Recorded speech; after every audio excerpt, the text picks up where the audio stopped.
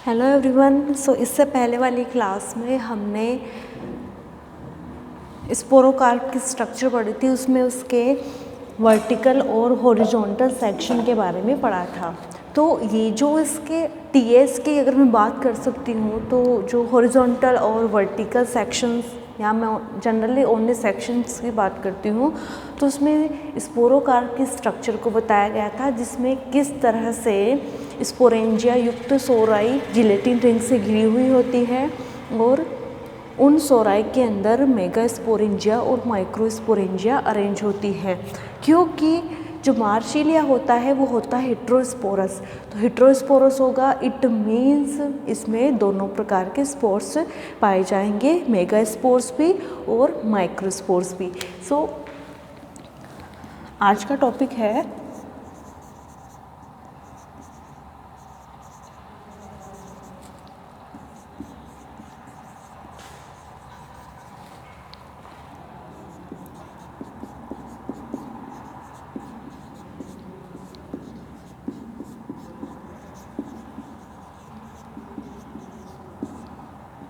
डिहाइसेंस of स्पोरोकार्प और स्पोरोकार्प का विस्फुटन। तो किसी भी स्पोरेंजिया के मुक्त होने के लिए सबसे पहले उसकी आउटर कवरिंग का अलग होना ज़रूरी होता है, ताकि वो बाहर की ओर निकले और अपने स्पोर्स को मुक्त करे।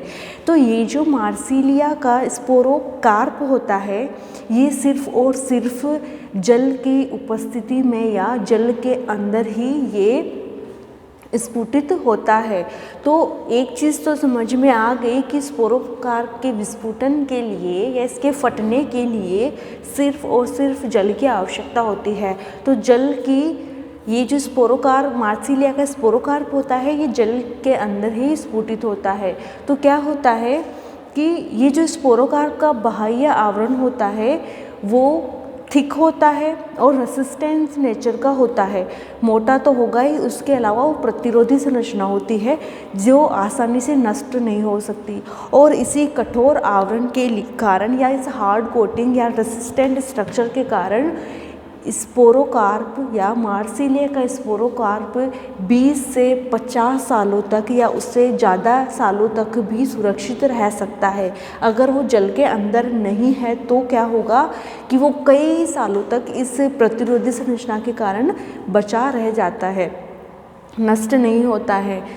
और जब इसका विस्फुटन का टाइम आता है तो ये विस्फुटित कहाँ होता है? जल के अंदर। तो जल के अंदर धीरे धीरे इसके कोटिंग के थ्रू या इसके आवरणों के द्वारा जल इसके अंदर प्रवेश करता है। तो जल जब जिलेटिनस रिंग के अंदर पहुंचता है, मैंने जब इसकी स्ट्रक्चर बताई थी स्पोरोकार्प की, तो मैंने ये बताया था कि इसमें जिलेटिनस रिंग पाई जाती है, जिलेटिन की रिंग पाई जाती है जो जलरागी प्रकृति की होती है। तो जैसे ये जल के अंदर रहेगा तो क्या होगा, इसके अंदर जल प्रवेश करेगा और जब वो जल इसके विभिन्न आवरणों से होता हुआ या डिफरेंट लेयर से होता हुआ अंदर जाएगा, तो जिलेटिनस रिंग तक जाने के बाद में क्या होता है, जिलेटिनस रिंग उस नमी को या उस पानी को एब्जॉर्व करेगी या अवशोषण करेगी और फूल जाएगी।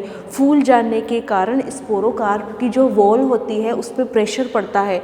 दबाव के कारण या प्रेशर के कारण स्पोरोकार्प की जो वॉल होती है या जो कपाट होते हैं वो बीच से खुल जाते हैं। कंसिडर करो ये है स्पोरोकार्प, ठीक है। हमने इसको पानी में डुबो के रखा, तो धीरे धीरे जब पानी इसकी अंदर की लेयर तक गया और जिलेटिनस रिंग के अंदर गया, तो जिलेटिनस रिंग ने इस पानी का अवशोषण कर लिया, इसको अब्जॉर्व कर लिया और वो फूल गई। तो जिलेटिनस रिंग होती है वो फूल जाती हैं। फूल जाने के कारण जो वॉल होती है उस पर प्रेशर पड़ता है। ये जो वॉल्स होती हैं इन पर दबाव पड़ा, दबाव से वो यूँ खुल जाती है।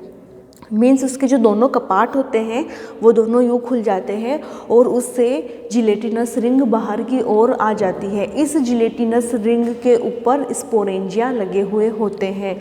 ये जो जिलेटिनस रिंग होते हैं इसके ऊपर स्पोरेंजिया लगी हुई होती है जो स्पोर्स युक्त होती है। तो उन स्पोरेंजिया के फटने से स्पोर्स बाहर की तरफ आ जाता है और जर्मिनेट होकर गैमेटोफिटी की जनरेशन का निर्माण करते हैं। अब देखो कि उसका विस्फुटन कैसे होता है।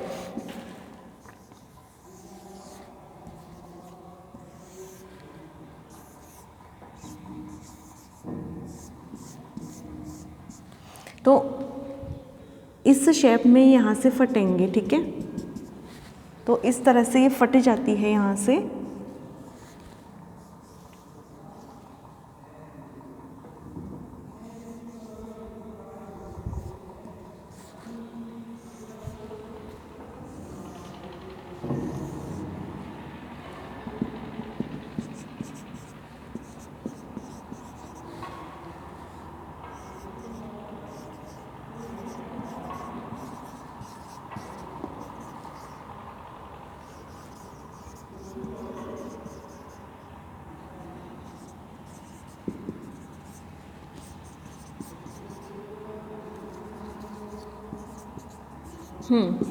तो जब ये इसके कपाट खुलते हैं तो इसके कपाट खुलने से जिलेटिनस रिंग बाहर आ जाती है। इस जिलेटिनस रिंग के ऊपर सोराई लगे हुए होते हैं, एक चेन के अंदर ये सोराई लगे हुए होते हैं। तो ये यहाँ पे इसमें जिलेटिनस रिंग है, तो यहाँ से ये कपाट खुला। खुलने पे क्या हुआ कि ये जो संरचना है ये बाहर की ओर आ जाती है। तो ये जो लाइनिंग में मैं यहाँ पे शो कर रही हूँ इस तरह अर्धचंद्राकार, तो ये जिलेटिनस रिंग को मैं शो कर रही हूँ। तो इस जिलेटिनस रिंग पे चेन्स में सोराई लगे हुए होते हैं। इस सोराई के अंदर स्पोरेंजिया होती है और उन स्पोरेंजिया के अंदर स्पोर्स होते हैं, जो कैसे होते हैं, माइक्रोस्पोर्स और मेगास्पोर्स होते हैं। और ये जो माइक्रोस्पोर्स और मेगास्पोर्स होते हैं ये ऐसे अलग हो जाते हैं और इस तरह से ये जर्मिनेट होकर गैमेटोफिटिक जनरेशन की शुरुआत करते हैं। अब हम बात करते हैं गैमेटोफिटिक प्लांट की।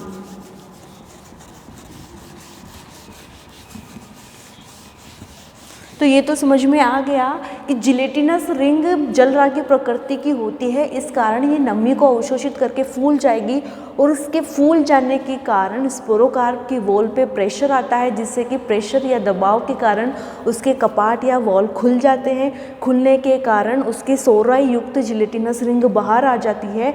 बाहर आने के बाद में जो सोराई उस पर लगे हुए होते हैं वो भी नमी के कारण क्या होंगे, सोराई के अंदर जो स्पोरेंजिया होती है वो नमी के कारण सोराई फटेगी तो स्पोरेंजिया मुक्त होगी, और जब स्पोरेंजिया मुक्त होते हैं तो उनके फटने से फिर स्पोर्स मुक्त होते हैं और वो जर्मिनेट होकर गैमेटोफिटिक जनरेशन का निर्माण करते हैं।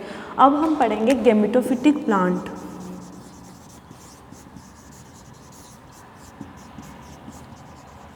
तो अगर मैं टेरिडोफाइट्स में गैमेटोफिटिक प्लांट या युग्मकोद्भिद पादप की बात करूँ तो क्या होगा, यहाँ पे प्रोथेलस यहाँ पे गैमेटोफिटिक जनरेशन को दर्शाएगा, ठीक है। तो ये जो प्रोथेलस होता है इसका निर्माण कहाँ से होगा, जब ये स्पोर्स जर्मिनेट होंगे।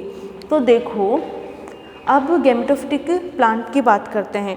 तो मैंने पहले की क्लास में बता दिया कि जब माइक्रोस्पोर जर्मिनेट होता है तो मेल गैमेटोफाइट का डेवलपमेंट करता है, और जब मेगास्पोर जर्मिनेट होता है तो फीमेल गैमेटोफाइट प्लांट का निर्माण करता है।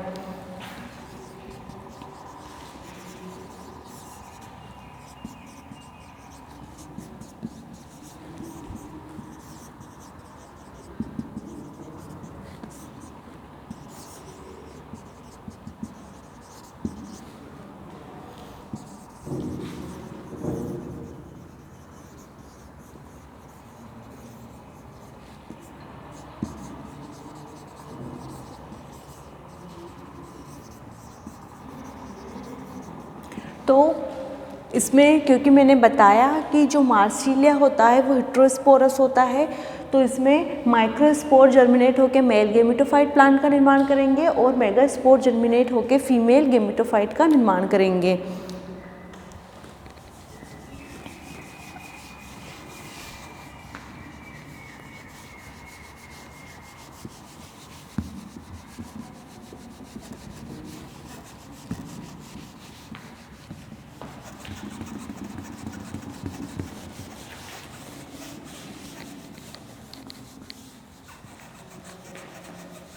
अब मैं बताती हूँ कि इस माइक्रोस्पोर से मेल गैमेटोफाइट का निर्माण कैसे होता है और मेगास्पोर से फीमेल गैमेटोफाइट का निर्माण कैसे होता है।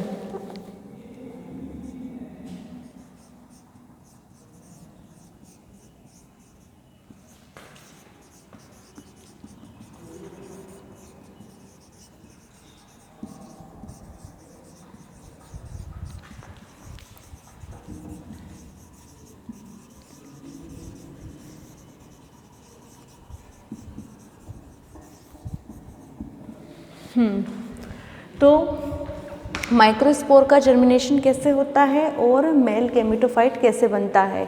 तो हैप्लॉइड माइक्रोस्पोर मेल गैमेटोफाइट की फर्स्ट सेल होती है। ये चीज़ हमेशा ध्यान रखना, चाहे एंजियोस्पर्म हो चाहे टेरिडोफाइट्स हो। अगर आपसे पूछे कि जो गैमेटोफाइट जनरेशन होती है, जैसे कि मैं उसकी बात करूँ आपके मेल गैमेटोफाइट की बात करती हूँ, तो मेल गैमेटोफाइट की फर्स्ट सेल कौन सी होगी? हैप्लॉइड माइक्रोस्पोर ही मेल गैमेटोफाइट की फर्स्ट सेल होती है। तो ये जो मेल गैमेटोफाइट की फर्स्ट सेल होती है वो माइक्रोस्पोर होती है। ये यूनिन्यूक्लियोइड होता है।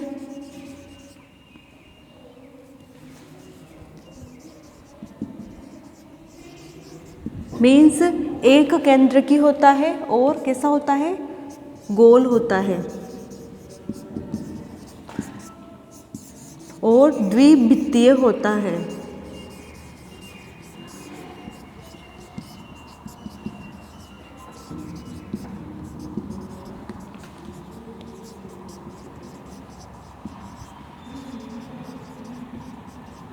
तो मैंने कहा कि मेल गैमेटोफाइट की फर्स्ट सेल हैप्लॉइड माइक्रोस्पोर होता है।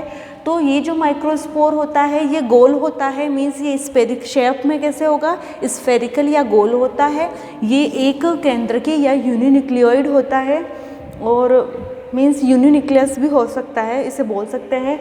और ये जो इसकी संरचना होती है, ये गोल संरचना, ये दो प्रकार की भित्तियों या वॉल्स से मिलकर बनी हुई होती है। इट मीन्स ये डबल वॉल्ड होता है। इसकी बाहर की भित्ति को एक्सोस्पोर या एक्साइन कहते हैं और इसकी आंतरिक भित्ति को इंटाइन या एंडोस्पोर भी कहते हैं।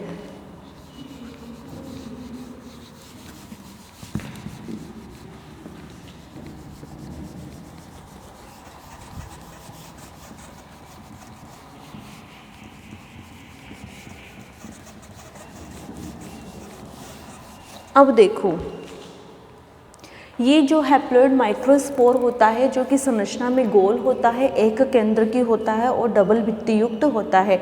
तो इस माइक्रोस्पोर का जर्मिनेशन कैसे होगा? जैसे कि सीड होता है, सीड को जर्मिनेट होने के लिए किसकी आवश्यकता होती है? नमी की आवश्यकता होती है। उसी प्रकार से ये जो हैप्लॉइड माइक्रोस्पोर होता है जो गोल होता है, इस गोल हैप्लॉइड माइक्रोस्पोर को जर्मिनेट होने के लिए जल की आवश्यकता होती है। जैसे जैसे इसको नमी या जल मिलता है तो इस मॉइस्चर या नमी के कारण वो क्या होता है? उस नमी का अवशोषण कर लेता है, अवशोषण करके फूल जाता है। फूलने से क्या होता है कि इसकी जो भित्ति होती है वो फट जाती है और फट जाने से उसका जर्मिनेशन होता है। तो क्या होता है इसमें, इस कंडीशन में, कि जो माइक्रोस्पोर होता है उसमें उपस्थित जल, माइक्रोस्पोर में उपस्थित जो न्यूक्लियस होता है उसमें नमी के दौरान या नमी अवशोषित करके उसमें क्या होते हैं? चेंजेस होते हैं। जैसे कि कोई माइक्रोस्पोर है, माइक्रोस्पोर को नमी मिली, तो नमी मिलने से उसमें जो एंजाइम्स होते हैं वो एक्टिव हो जाते हैं। एक्टिव होके वो फिर डिवीज़न, जो सेल्स होती है उनमें वो डिवीज़न करना शुरू कर देती है। तो सिंपली अगर मैं बात करूँ तो नमी पाकर, जैसे कि किसी सीड को हम ज़मीन में बोते हैं तो पानी देने पे वो जर्मिनेट होते हैं, सेम यही प्रोसीजर इस स्पोर के जर्मिनेशन में भी हो रहा है। तो इसमें नमी पाकर जो माइक्रोस्पोर होता है वो अपना साइज़ बड़ा कर लेता है और उसमें जो उपस्थित न्यूक्लियस होता है वो न्यूक्लियस क्या करता है? वो देखो, जैसे कि इसमें ये न्यूक्लियस है तो इस न्यूक्लियस में होंगे ट्रांसफर डिवीज़न, अनुप्रस्थ विभाजन होता है। अनुप्रस्थ विभाजनों के फलस्वरूप दो कोशिकाओं का निर्माण होता है, एपिकल और बेसल। तो मैं यहाँ पे ये न्यूक्लियस ड्रॉ कर रही हूँ, ठीक है।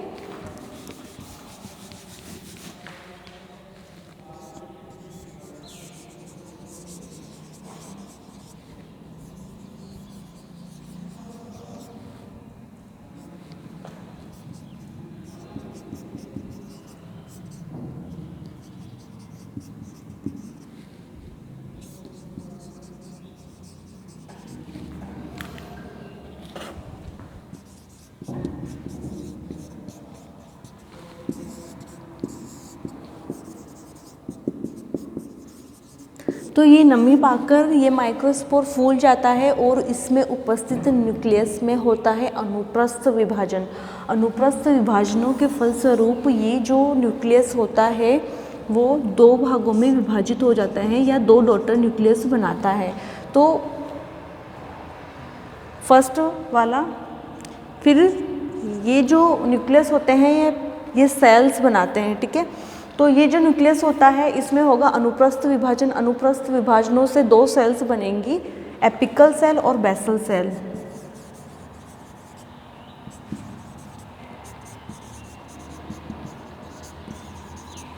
जो बेसल सेल होती है वो होती है छोटी, और जो एपिकल सेल होती है वो होती है बड़ी। तो ये जो एपिकल सेल होती है जो साइज में छोटी होती है ये होती है, ये निर्माण करती या इस सेल को कहते हैं प्राइमरी प्रोथेलियल सेल।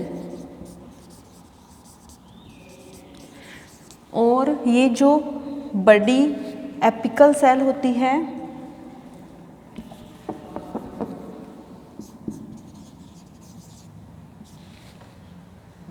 इसे कहते हैं एंथ्रीडियल सेल।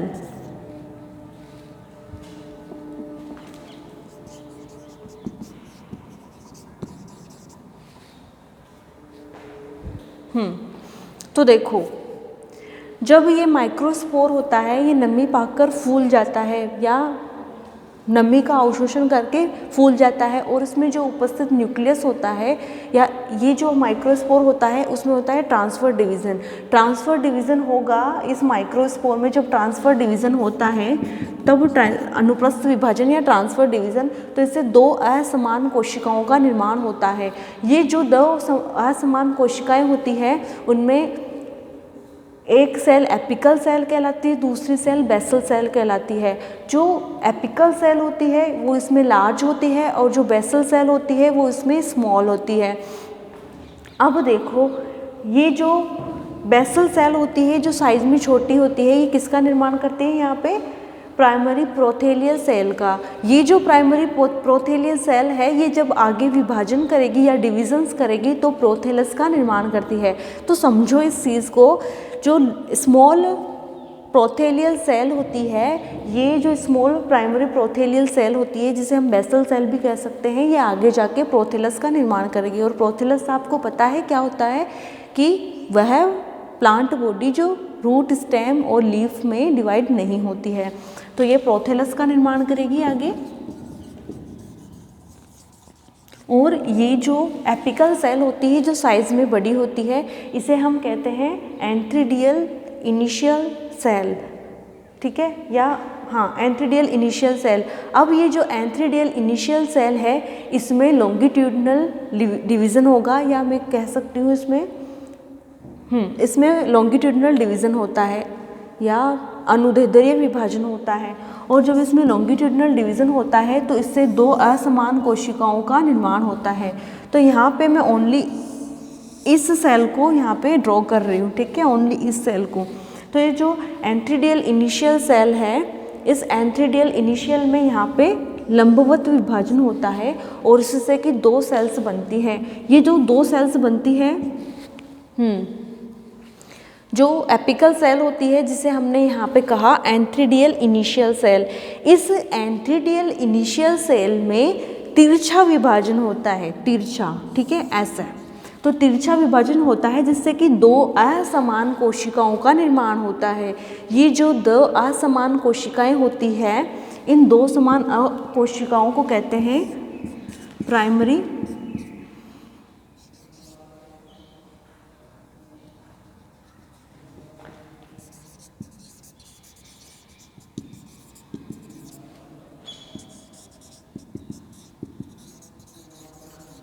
इन्हें कहते हैं प्राइमरी एंथ्रीडियल इनिशियल सेल्स।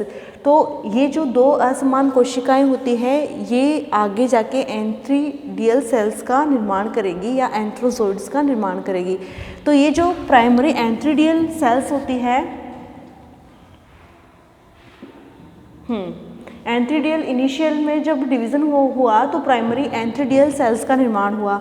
तो ये जो द असमान एंथ्रीडियल सेल्स बनी है ये जाके एंथ्रीडियम का निर्माण करती है। आगे जाके ये किसका निर्माण करेगी? बीजाणुधानी या एंथ्रीडियम का।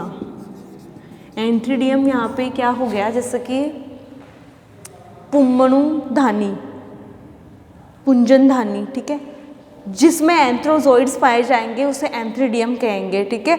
तो इस तरह से जो असमान कोशिकाओं का निर्माण होता है तिरछे विभाजन से, वो जो दोनों सेल्स होती है उन्हें एंथ्रीडियल सेल्स कहते हैं। ये जो एंथ्रीडियल सेल्स होते हैं ये आगे जाके एंथ्रीडियम में डेवलप होती है।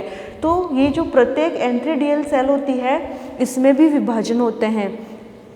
तो जैसे कि मैं एक सेल की बात करूँ तो ये जो दोनों प्राइमरी एंथ्रीडियल सेल होती है ये आगे विभाजन करेगी और विभाजन करने से 4 कोशिकाओं का निर्माण करेगी, जिसमें से 3 कोशिकाएं जैकेट का निर्माण करती है और जो एक कोशिका होती है वो निर्माण करती है यहाँ पे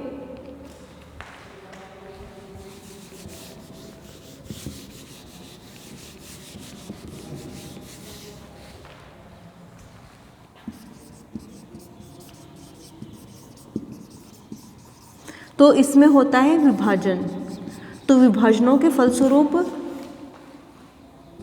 3 तो वॉल सेल्स का निर्माण होता है और एक एंड्रोगोनियल सेल का निर्माण होता है।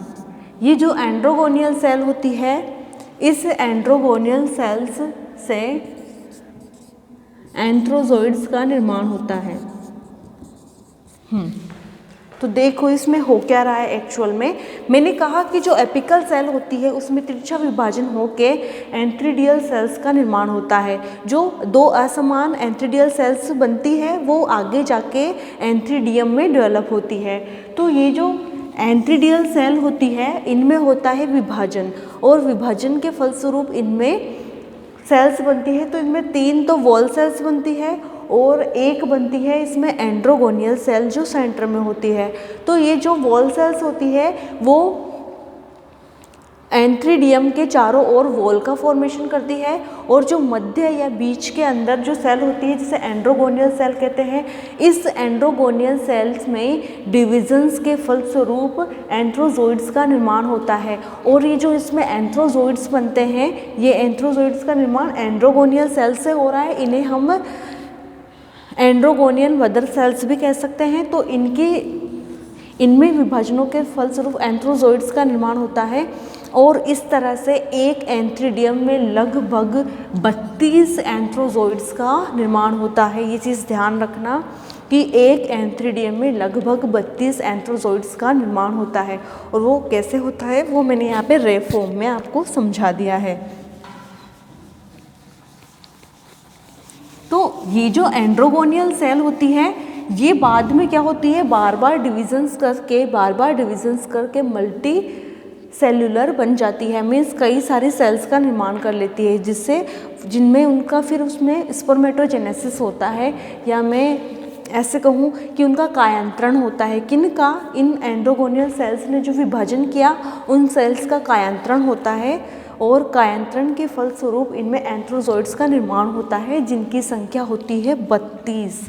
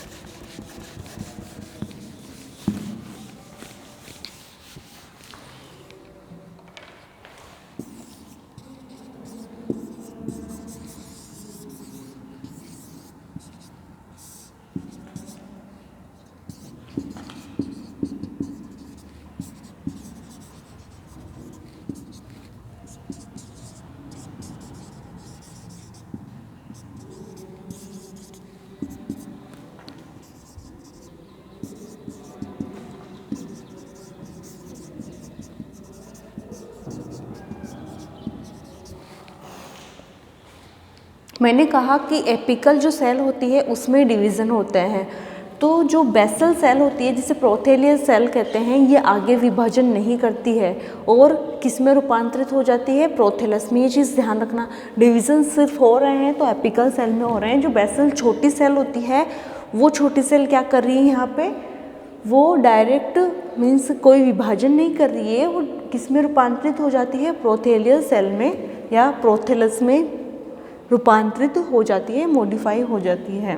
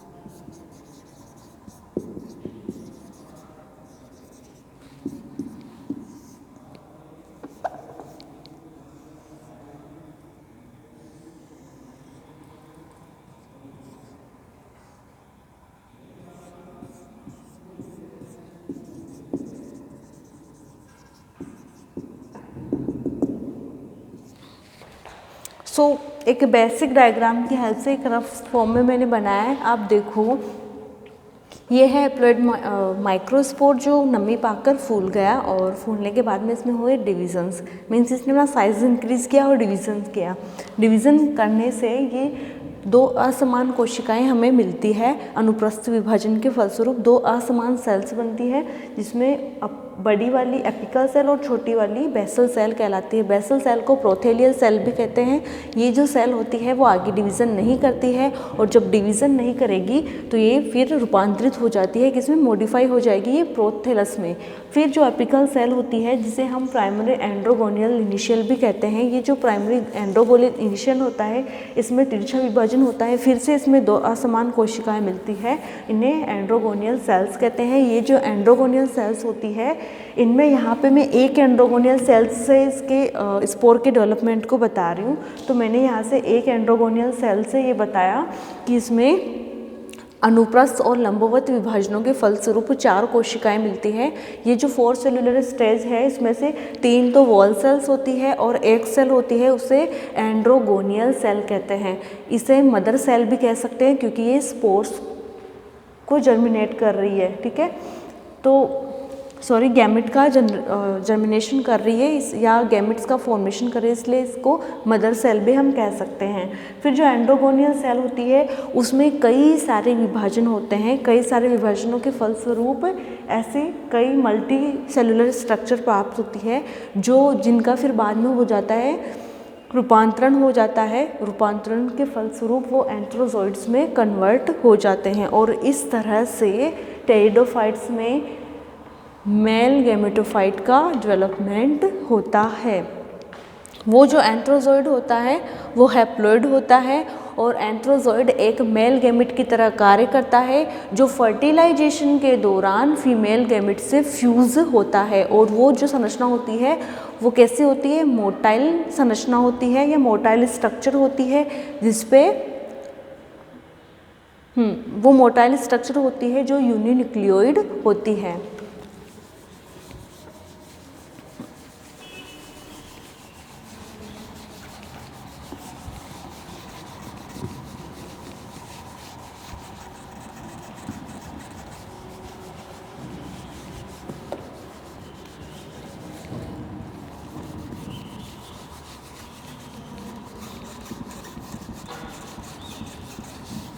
अब हम बात करते हैं यहाँ पे microspore germination and development of female gametophyte.